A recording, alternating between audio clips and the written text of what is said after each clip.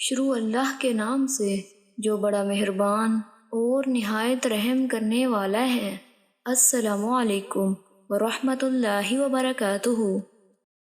حضرت عبداللہ بن عمر رضی اللہ تعالیٰ عنہ سے منقول ہے کہ نبی اکرم صلی اللہ علیہ وآلہ وسلم 4 چیزوں سے اللہ تعالیٰ کی پناہ طلب فرمایا کرتے تھے: ایسے علم سے جو نفع نہ دے، ایسے دل سے جو اللہ تعالیٰ سے نہ ڈرے، ایسی دعا سے جو قبول نہ ہو، اور ایسے نفس سے جو سیر نہ ہو۔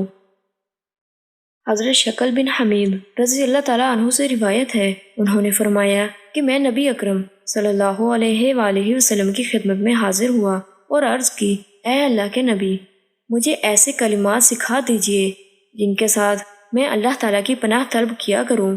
آپ نے میرا ہاتھ پکڑا اور فرمایا: تو یہ کلمات کہہ: اعوذ بک من شر سمعی وشر بصری وشر لسانی وشر قلبی وشر منیجی۔ ترجمہ: اے اللہ، میں اپنے کانوں، آنکھوں، زبان، دل اور منی کے شر سے تیری پناہ طلب کرتا ہوں۔ میں نے یہ کلمات یاد کر لیے۔ سعد ابن اوس جو کہ حدیث کے راوی ہیں، انہوں نے کہا کہ منی سے مراد نطفہ ہے۔ اس کی برائی یہ ہے کہ اسے حرام میں بہائے۔